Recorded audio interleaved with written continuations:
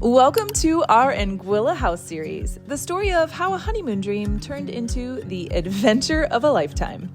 Last week, we took you all the way back to our wedding day, from our sweet honeymoon in Savannah to the family trip that brought us to Anguilla for the very first time, where we literally fell in love with the island. And in the most unexpected twist, made an offer on a fixer-upper just minutes, literally, before our flight home. So how do you actually buy a house on a Caribbean island you don't even live on, and you're in a completely different country? Well, today we're going to talk about that. Hello. Welcome back, friends, to our Anguilla series. My name is Victoria. And I'm Scott. And we're so happy that you're here. Last week, we took you on the beginning of our adventure of a lifetime so far that we've experienced, going back to our what we wanted to take a honeymoon vacation on, to finally getting there with our family, to then what? To then putting in an offer on a house, all in the same trip. Insane. Today, we're going to talk you through how did we actually do that in the 6 month time frame. We have been keeping a secret from you guys, and we just want to be here to inspire and to kind of just walk the journey with you. We are middle class, blue collar family. This should not happen to us, right? And so today we just want to dive into some of the questions you might have after seeing week one. If you missed week one, definitely go back and watch that so that you can be all caught up. And we're so glad that you're here. We have closed on several homes. We've had the privilege of doing that here in the United States.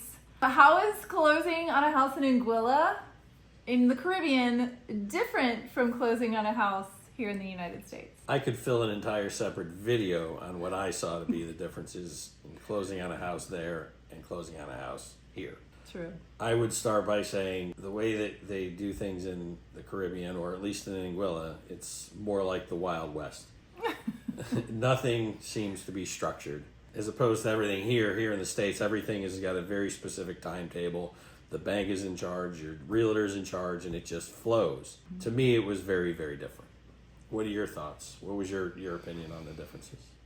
Yeah, I agree. It was very different. I mean, we just want to punch through some of those with you guys. The first thing I thought was, like, they told us we needed an attorney.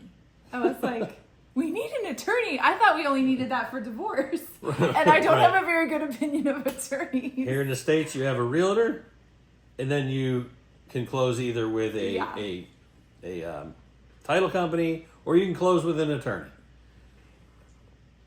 Not there. Both parties need attorneys when you're dealing with people from outside the country, apparently. But what was the very first thing we had to do? Besides that, yes. She helped us with this next step. Right. There was an alien landholders permit that we had to get, a license or a permit. And that process was pretty interesting too. What do you remember about the alien landholders process?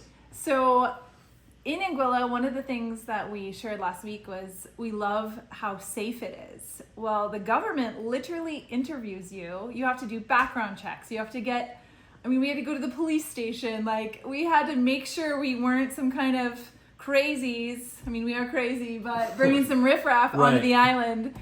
So yeah, we interviewed with them, which wasn't hard. I was really anxious about it, but it was kind of easy. Like, that was our first, yay, check. Right, but you need that license before you're allowed to buy land on the island. Mm-hmm. And that process, it took time, and again, it wasn't really structured, and it was just out of the blue, we got a phone call. Mm-hmm. And that's when we were like, okay, you're going to interview tomorrow. Okay. Yeah. Go ahead. It was hectic. We didn't know what to expect. We didn't know what was coming and when. Mm-mm. Unlike here in the States, everything is on a schedule, and you know that rough schedule right from the beginning. What surprised you most about dealing with a Caribbean bank? Oh my goodness. Well, they don't even start working with you. Well, she started working with us, but the whole alien landholder, let's say the government just decides they don't want you to be in their country. So we were walking on eggshells, but we were also walking in faith, believing that we were going to get to borrow this money, right, from the bank in Anguilla. How do foreigners even borrow from the bank? Well, they were willing to lend to us, but that process, it was insane. You think the paperwork is bad here? No, you guys, it was so much worse. I'm not exaggerating when I tell you, we, again, in faith, 2 weeks after we got home from vacation, we decided let's go back to Anguilla. It's all about the business. It's all about meeting with the bank, with all of our stack of paperwork. I mean, it wasn't even just the government needing our background checks and the bank needing our credit report. It was so much.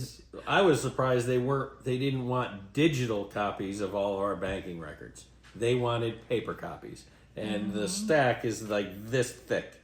So we showed up with a big folder full of just bank records and everything you need. You need credit reports for both of us. And it's similar too to the US, like the list of things that are required. We'll talk later about things that were like blew us away and made us panic last minute.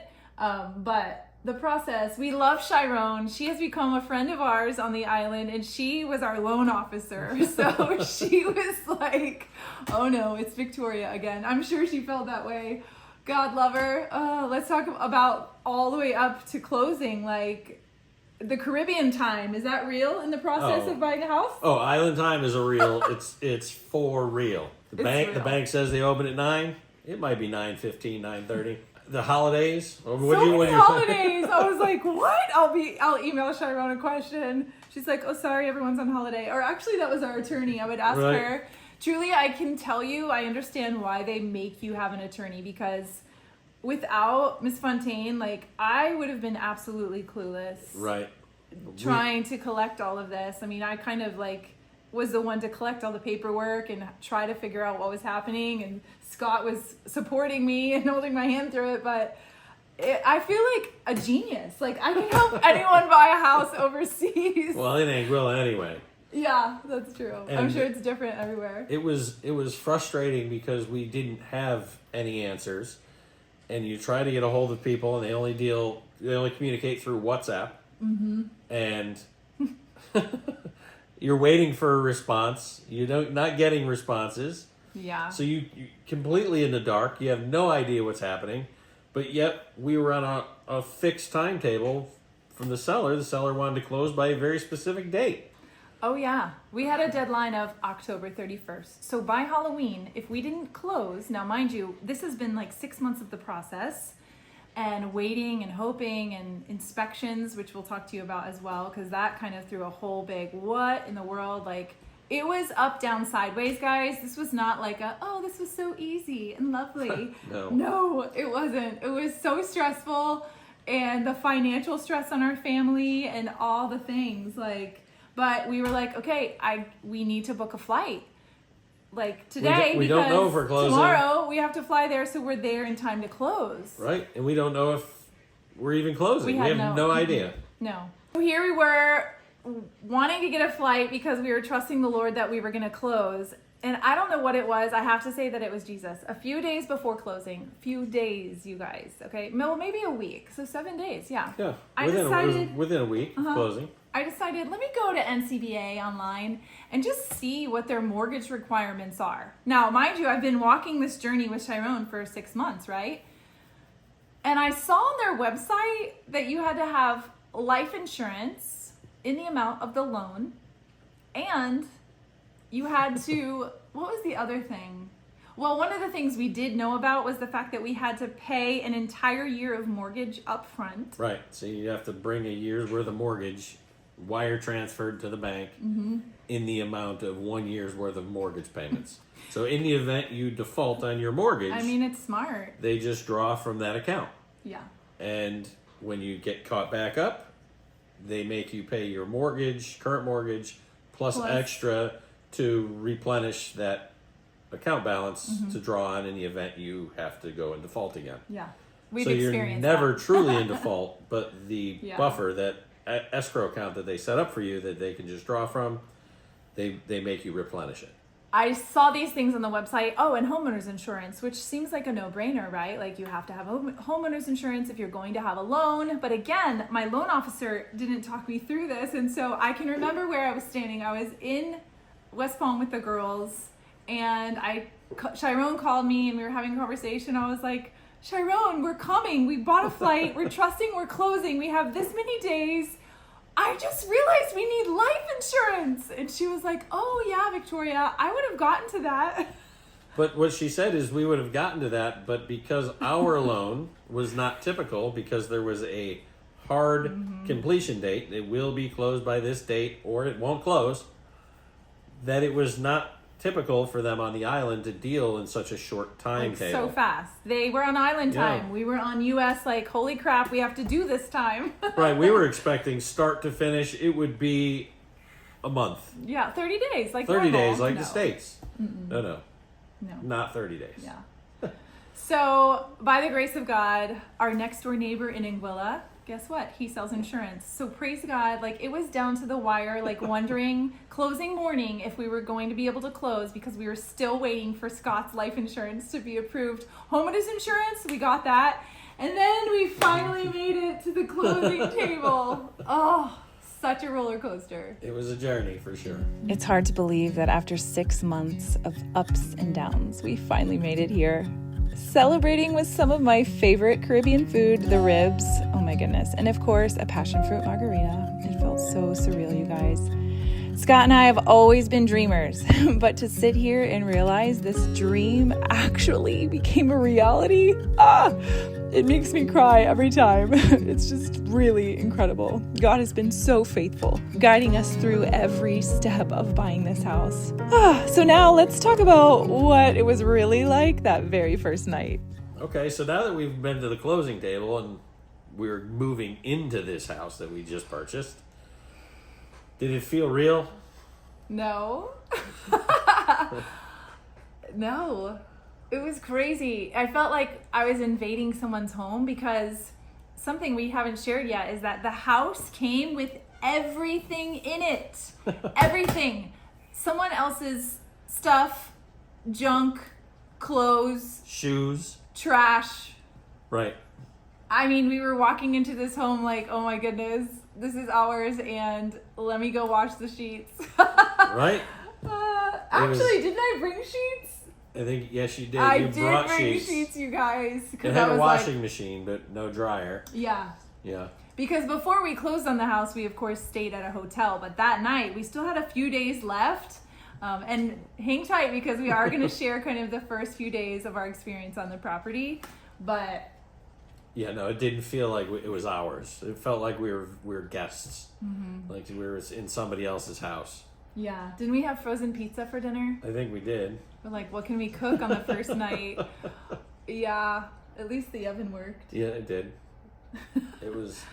But I mean, even trying to figure out the water and where there's like a ton of light switches. And so it was just really a bizarre, almost like a VRBO. Like, this isn't our home. Right. This is nice, but you know, when we closed later in the day. So at that time of year, when we went to the island, it gets dark just like the US. In the fall, it gets darker earlier. So Right. we didn't have much time to explore. So once we were there and it was our very first night, were there any challenges? Like, how did you feel about night one? I mean, after the excitement of closing and actually, hey, we're here, it's ours. Yay. Yay, it's ours. We did it. Yeah. Well, then we got to the house and we realized, well, no AC in the Caribbean is, well, it's a challenge. Even in October. So we scoured the house, looked at every closet, every room, every possible space we could to find any kind of fans that worked just to move the air. We had success. We found one or two. Or we found one the first night, and then we Yes. found a second one the next day. Yes, so we found some fans. There was no TVs. There was no TVs that worked there, so we're used to being here in the United States. With TV in every room, right? No, not the case. And Scott likes to go to sleep with the noise and sound, so that was a challenge for him the first night. Yes. It's the Caribbean, so another challenge, something we weren't expecting, was the weather. And we should have. We live in Florida, and October's still hurricane season. But we weren't expecting the heavy winds and the hard rain at all. Were you? No, and it scared me so much, you guys. I was literally afraid. Like, I'm not usually afraid, and I prayed a lot, but I was still afraid. I'm like, oh my word, we're on this property. Yes, the door's locked, but what if blah, blah, blah. Even though I know Scott's done all the research and it's a really safe island, it's howling outside, and you will soon learn as you hang out with us don't worry, next week is a full house reveal, okay? But one thing that's a challenge is that all the windows and doors have to be replaced. And so here we are laying in bed. The wind is going crazy. And you have these slats on the windows. So it's just like, right. It just sounds scary. I wish we would have recorded that. The hurricane shutters were not functioning. No, and it was flapping, and I was like, oh my gosh. I kept waking up. I don't even think I slept. Let me show you the window and just tell you a little bit about my experience that first night. I was so scared, you guys. The shutter was up, and it was pouring rain when we went to bed, and the wind was howling, and it sounded so scary. And let's look at all this corrosion. It's so bad. We made it through night one. Not sure how much sleep we had, but what did you think the first morning waking up on the island? Yeah. Well, we woke up, I thought it was 7:30, 8 o'clock, because the sun was beaming in our window because we have no curtains, no shutters. And I looked at my phone, and lo and behold, 5:10. It's true. So island mornings are early. Because it's so far east and still in the same time zone, it gets light early, very early. Mm-hmm. So that was my big surprise. I just thought it was much later than it was. So, what about you? I remember going into the kitchen, of course, wanting coffee. And yes, it was very early. I was like, what in the world? But the blessing of that is getting to see the sunrise. That was such a treasure. And it always is. And I wake up early to do that now whenever we do get to go to the island. Like, I look forward to those early, quiet mornings, which I am going to share with you guys on week 4 here. But anyway, the coffee pot, I was like, oh no. We can't even have coffee. Like, it was all corroded and gross. And I was like, is this even going to turn on? Like, yeah. Did we end up making coffee? We did. It worked. It did work? It worked. We cleaned that thing up and... Yeah. I didn't think it was gross. So what part of this process did you find to be the most difficult? Probably the roller coaster ride of... I'm already... an emotional person. Let's say it nicely. Honey! And so going up, down, sideways, not knowing, having to renegotiate things financially, having the appraisal coming back, and there was just disconnect with the bank, and oh my word, like I was always living like, like, what are we doing? We're crazy. We're doing this journey without really like playing it forward. I mean, you guys heard last week, like it was just a 2-week vacation. Hey, let's live here. Let's buy a house. Right. Oh, and I can relate to that too, because it was truly a roller coaster ride. It was exciting for sure, but there was definite peaks and definite valleys. The not knowing was probably the hardest part. Get excited because they accepted the offer, and then we heard nothing for weeks. And then we got excited that we brought all our financials, and they said, yeah, everything looks great. But then we heard nothing for weeks. It was definitely the ups and downs and the not knowing, not being familiar with the process there, and just the lack of communication, the lack of answers. Yeah. Everything was just kind of vague. So what do you think is the most rewarding? If we had to sum it up, like it's such a vast journey, you guys, that we're just beginning with you. But what do you think is the most rewarding part? Of the whole process? Yeah. Buying a house in the Caribbean. Well, I think I've got several things that I think are the most rewarding. I mean, the memories we're making with our family already. I mean, so true. Every time we go, we find new things to do, and we just make new memories and get new photos. And the other part is we're making new friends. I mean, the people in Anguilla are amazing. Not just the indigenous Anguillian people, but also the expat community. Completely amazing. The people there are just so friendly, so inviting. It makes me cry. Just like thing. Like, the being able to share the story and with friends and family, even here back at home in the States, and getting to invite friends to go with us and invite family to go with us, and just we want you to go with us. it's and not having to have hard deadlines. Like when you rent a VRBO or you're checking into the Four Seasons, you have a check-in date and you have a checkout date. And if something happens and you don't make your connection in Miami, well, that cuts into your vacation. That cuts into your time. So being flexible and being able to go there where we love when it's convenient for us. And if we get held up or delayed, yeah, it's okay. It's okay. It's okay. And most recently, there was a Category 5 hurricane barreling toward the island, and we were able to do what? I mean... Well, my friend, her husband was still on the island, and she was already home in Texas. And these are sweet friends that I trust will get to grow old with on the island. Anyway, she was like, he's so concerned because he's not going to have power. They don't have a generator. They live in Island Harbor on the other end of the island. And we have a massive generator that could it could power 5 houses. Multiple. And so we were like, well, tell him he can go stay at our house. And so it is a blessing to just have that, to be able to offer. Right. Or we have two enormous cisterns that are sitting full, topped off with water, that in the event people we know on the island, if they need our power, they need our internet, they need our water, it's there. It's available to them.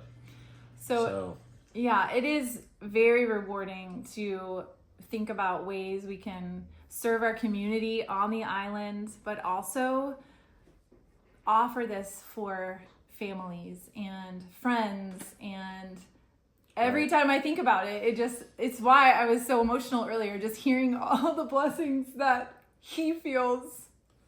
I feel the same way, but it's just like, it still doesn't feel real. And we are here, you guys, because we want to inspire you, and we want to share the island with you. We want you to be able to go to our home and experience the vastness of the Lord and the whole thing. It's crazy. I still can't believe it. Right? Every family is dysfunctional in their own ways, right? We're no exception. I mean, our family is dysfunctional in many ways. But we're hoping that this journey of ours can help maybe bridge some gaps there. Maybe help heal some old wounds. You bring family closer together. Yeah. Bring friends closer together. Yeah. Create new memories, build new memories, make new friends. Yep. Live a dream. It's like a fairy tale. It is. It's absolutely a fairy tale for sure. Okay, now, if you could go back to the beginning, before it all started, and give yourself some advice. So if you owned a DeLorean and you could go back and give yourself advice, what would that advice be? To pray more. I mean, I thought we prayed a lot through this process. We did, but I still feel like in my human flesh, I still doubted the Lord and how is this possible? I would have not freaked out so much. I would say, Tori, just calm the crap down. Settle down. Or Scott, he'll tell me to throttle back. I think, Throttle back. That I could just I do feel like I was able to take day by day. We didn't have a choice. But I think the reality is the wisdom of if it happens, it was supposed to be. If it doesn't, it wasn't meant to be. For me, I would go back and say, get your ducks swimming straight before you start. Our ducks are all over the map. Our ducks weren't even in the same pond. Oh my gosh. It's true. Wow. That's what the piece of advice I would give before chasing it. Do some research. Look at how you're going to fund the process before you start the process. True. Wow. Although, can I speak to that for a minute? And then we're going to give you a little sneak peek. Go I know ahead. you guys are dying. I hear that advice, but if my husband on that dock that day didn't say, let's make an offer, and I was like, what? You guys heard that last week. We wouldn't be in this place. We wouldn't have this home if Scott didn't push that, right? We've been dreaming about this, and he knew I will do anything with this man. And I was on board, but at the same time, if we didn't just take that leap of oh my word, we're making an offer on a Caribbean house.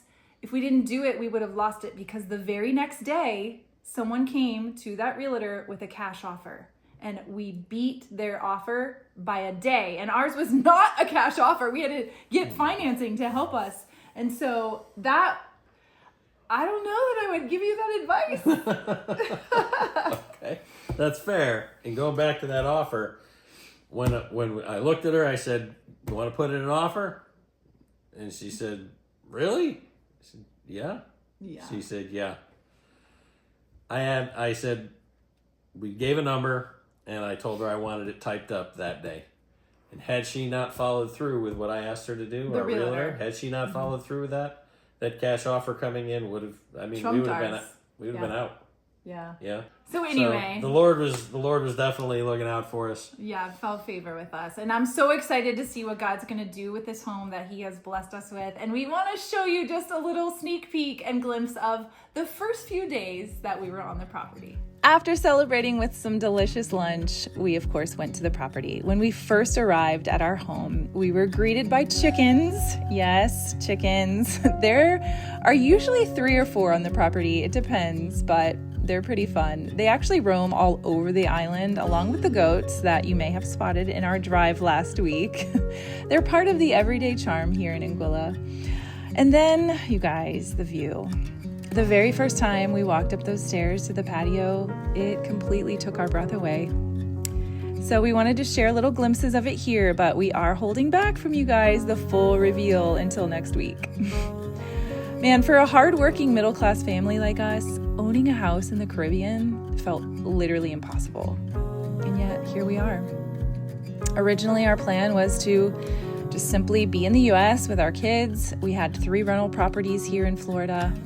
We wanted to just create some passive income and handle the repairs ourselves through our business. And it was safe, it was practical, but not really as exciting as this.